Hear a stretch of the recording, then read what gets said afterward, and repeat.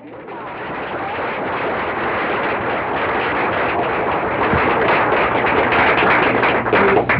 Father, peace, Mother, peace, everyone.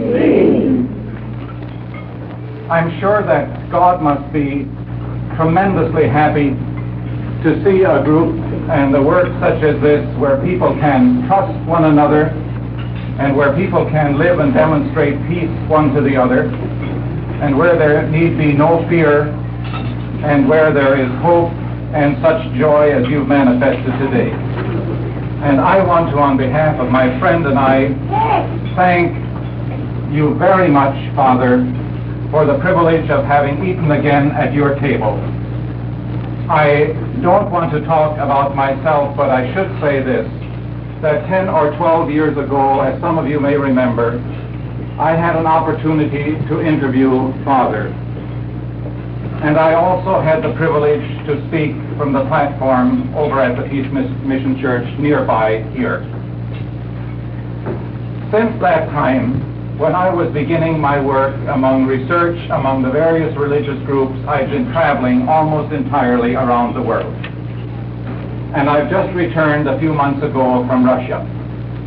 And I realized under the impact this noon of what I have felt and the words that I heard read, and in coming into the orbit again of Father's presence, that I just wonder how many of you really realize the great work that finds its heart and its nucleus here. Because America, it seems to me, cannot be righteous until it gets rid of racism.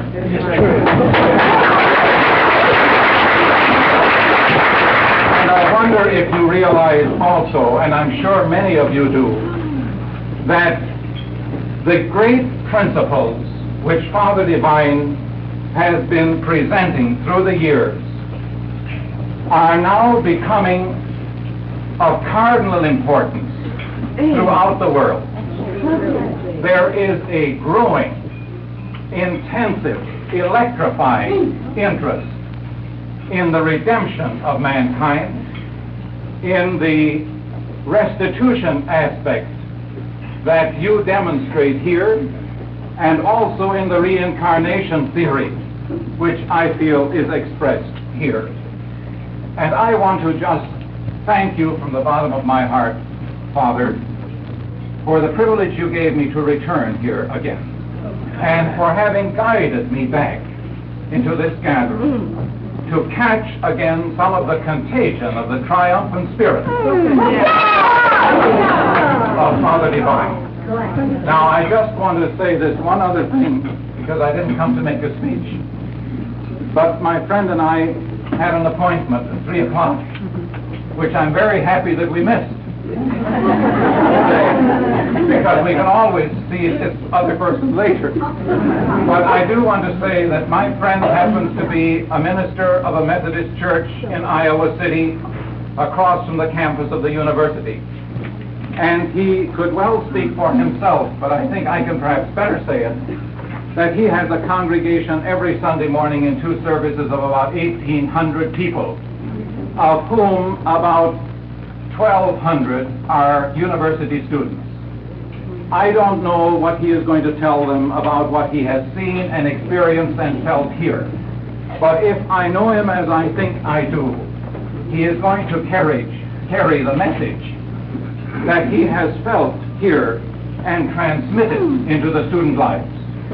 And perhaps in this way express what both he and I feel in our own hearts must be done in the individual life before America can be the great nation that we want it to be. And I just must say this one other thing, and it is this, that if we in America do not get to work to live some of the things that we profess, and if we do not begin to see ourselves in a proper perspective and to realize that just talking about religion does not make us religious, and just preaching morality does not make us moral, then we are going to realize that a nation like Russia is going to come along, which does not profess what we do, and yet is attempting to live principles which we feel should be lived in this country.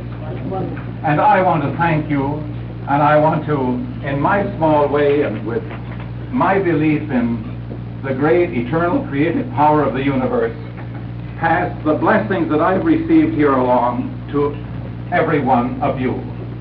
I felt again today that religion, as I have studied it around the world, and I spent a little time with Albert Schweitzer down in the jungle of French Equatorial Africa, and I had an audience with the Pope, and I had an opportunity to catch the pulse beat of religion around the world.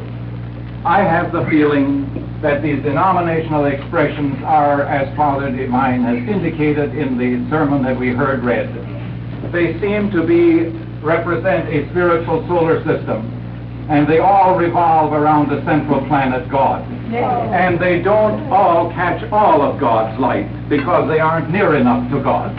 But they all catch flashes of His light. But when that day comes, that we shall begin to pool the religious flashes of light that we have received, maybe then we will see all of God's glory. Thank you.